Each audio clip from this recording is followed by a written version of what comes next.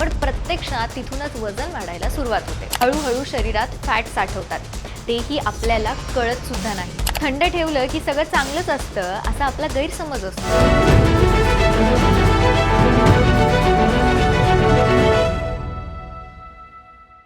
नमस्कार, मी अंजली आणि आपण पाहत आहात weight loss with Asha Kiran. आज आपण एका अशा जागेबद्दल बोलणार आहोत ना, जिथे आपण हेल्दी खातोय असं समजतो, पण प्रत्यक्षात तिथूनच वजन वाढायला सुरुवात होते. हो, मी बोलतीये आपल्या फ्रीजबद्दल. फ्रीज म्हणजे सुरक्षित जागा. थंड ठेवलं की सगळं चांगलंच असतं असा आपला गैरसमज असतो. पण खरं सांगायचं तर फ्रीजमध्ये ठेवलेल्या काही चुकीच्या गोष्टी हळूहळू शरीरात फॅट साठवतात, तेही आपल्याला कळत सुद्धा नाही. सगळ्यात आधी बोलूया रेडीमेड ज्यूस, फ्लेवर्ड दूध आणि पॅकेटवाले शेक्स यांच्याबद्दल. थंड आहे, फ्रेश आहे, हेल्दी आहे असं वाटतं, पण यात साखर किती असते याचा आपण विचारच करत नाही. हे ड्रिंक्स पोट भरत नाहीत, पण कॅलरीज मात्र भरपूर देतात. त्यामुळे भूक वेगळीच लागते आणि शरीरात एक्स्ट्रा फॅट साठायला सुरुवात होते. ज्यूस हवा असेल तर घरी फळं खा, पाणी प्या, पण फ्रीजमधला पॅकेट ज्यूस घेऊ नका. दुसरी मोठी चूक म्हणजे कालचं उरलेलं जेवण 2-3 दिवस फ्रीजमध्ये ठेवणं. आपण विचार करतो वाया जाऊ नये म्हणून ठेवलंय, पण असे अन्न पचायला जड होतं.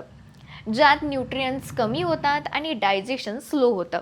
पचन नीट नसलं की शरीर फॅट जाळण्याऐवजी साठवायला लागतं. म्हणून जेवढं शिजवाल तेवढंच खा. फ्रीज म्हणजे आठवड्याभराचं स्टोअर नाहीये, ते फक्त गरजेच्या गोष्टींसाठी वापरलं गेलं पाहिजे. तिसरी गोष्ट म्हणजे चीज, मेयोनीज, बटर, क्रीम या सगळ्या गोष्टी फ्रीजमध्ये असल्या की आपोआप आपण फ्रीजकडे वळतो. थोडंसं चीज, थोडंसं बटर असं करत करत रोजच्या जेवणात हिडन फॅट वाढत जातं. या गोष्टी चव वाढवतात, पण वजन कमी करायचं असेल तर यांचा वापर कधीतरी एवढाच हवा, रोज नाही. चौथी चूक म्हणजे कट केलेली फळं, रेडीमेड फ्रूट कप्स. फळं म्हणजे हेल्दी, बरोबर ना? पण मग कापून खूप वेळ फ्रीजमध्ये ठेवले की त्यातली फायबर आणि व्हिटॅमिन्स कमी होतात. मग ते फक्त गोड लागतं, त्याने पोट भरत नाही. फळ नेहमी ताजं, पूर्ण खाल्लं तरच वजन कमी करण्यास मदत करतं. यानंतर पाचवी गोष्ट म्हणजे सॉसेस, केचप आणि चटण्या.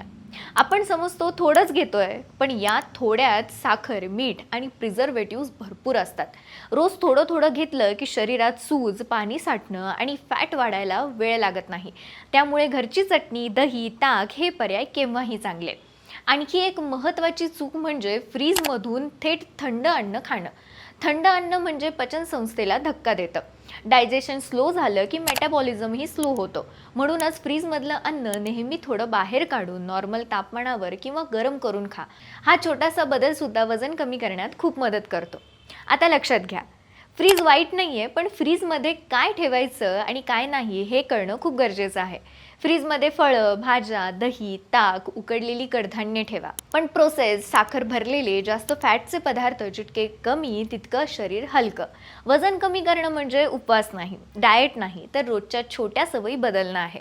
आणि त्या सवयींची सुरुवात अनेकदा फ्रीज उघडण्यापासून होते. पुढच्या वेळी फ्रीज उघडताना एक क्षण थांबा आणि स्वतःला विचारा, हे खरंच माझ्या शरीरासाठी चांगलं आहे का? हा एक प्रश्नच तुम्हाला अनेक चुका टाळायला मदत करेल. वेट लॉस विथ आशा किरणमध्ये आम्ही अशा सोप्या, घरगुती आणि प्रॅक्टिकली फॉलो करता येतील अशा गोष्टी तुमच्यासोबत शेअर करतच राहणार आहोत.